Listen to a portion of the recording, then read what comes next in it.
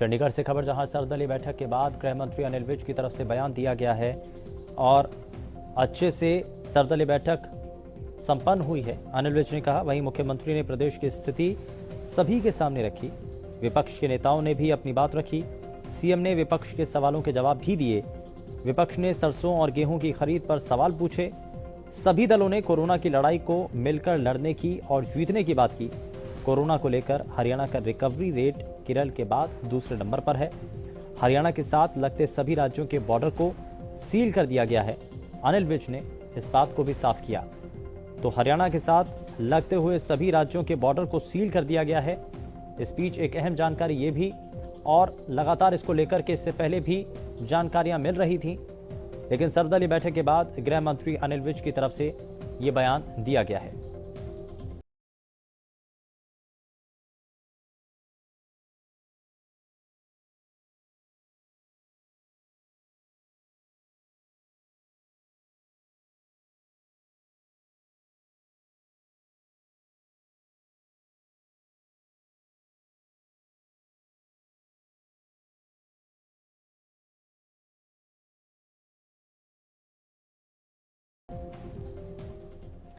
और ज्यादा जानकारी के साथ हमारे संवाददाता राकेश गुप्ता फोन लाइन पर जुड़ चुके हैं। राकेश जी, क्या अभी जानकारी है? बैठक खत्म और गृह मंत्री की तरफ से इस पर बयान भी दिया गया।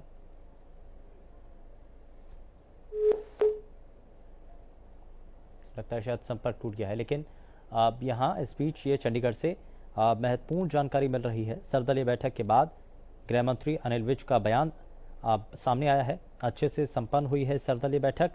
वहीं मुख्यमंत्री ने प्रदेश की स्थिति सभी के सामने रखी है। विपक्ष के नेताओं ने भी अपनी बात रखी और सीएम ने विपक्ष के सवालों के जवाब भी दिए हैं।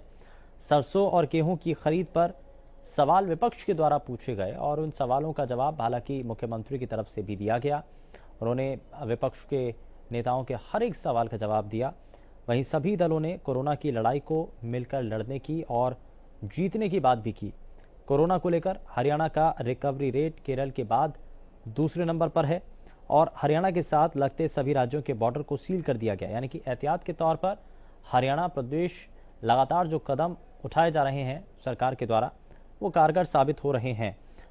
राकेश गुप्ता जी एक बार फिर से हमारे साथ फोन लाइन पर जुड़ चुके हैं। राकेश जी, क्या अभी जानकारी मिल रही है? देखिए, आप जानते हैं कि ये बैठक हुई है और इस बैठक में जो विपक्षी दल हैं जुड़े हैं।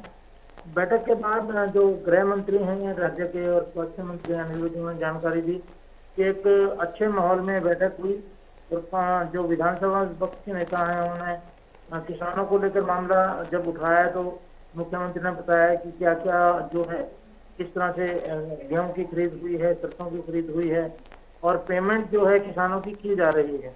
बताया जा रहा है कि भूपेंद्र सिंह हुड्डा ने फसलों के उठान का मामला जो है इस बैठक में उठाया था। और अब आप जानते हैं कि 18 नए मामले कोरोना के जुड़े हैं और हरियाणा के जो माथे पर चिंता फिर दोबारा उभर आई है और ये जो मामले हैं झज्जर से सामने आए हैं और ये दिल्ली की मंडी में सब्जी बेचने लोग गए थे।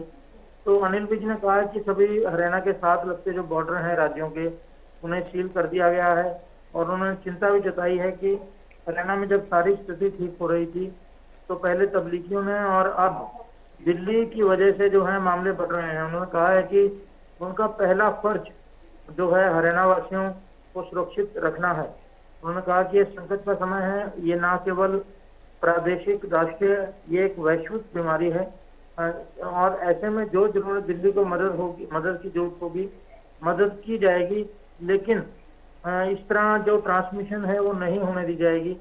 उन्होंने ये भी बताया कि बैठक में सभी दलों ने कोरोना से जो सरकार लड़ाई लड़ रही है मिलकर लड़ाई लड़ने की बात की है। ये भी बताया गया मीटिंग में कि हरियाणा का जो रिकवरी रेट है केरल के बाद दूसरे नंबर पर है और जो है सरकार इस समय स्वास्थ्य विभाग जो काम कर रहा है उसको लेकर जो सराहना की गई है। बैठक के बाद जो अनिल विज ने बताया, उन्होंने ये भी बताया कि हरियाणा के बच्चे जो दूसरे राज्यों में फंसे हुए हैं उनको प्रदेश वापस लाने के लिए हरियाणा ने MHA की गाइडलाइन के अनुसार सभी राज्यों में नोडल अधिकारी नियुक्त कर दिए हैं और वो डीसी से डाटा लेकर बच्चों की वापसी का इंतजाम भी करेंगे। जी बहुत शुक्रिया इस जानकारी के लिए राकेश गुप्ता जी।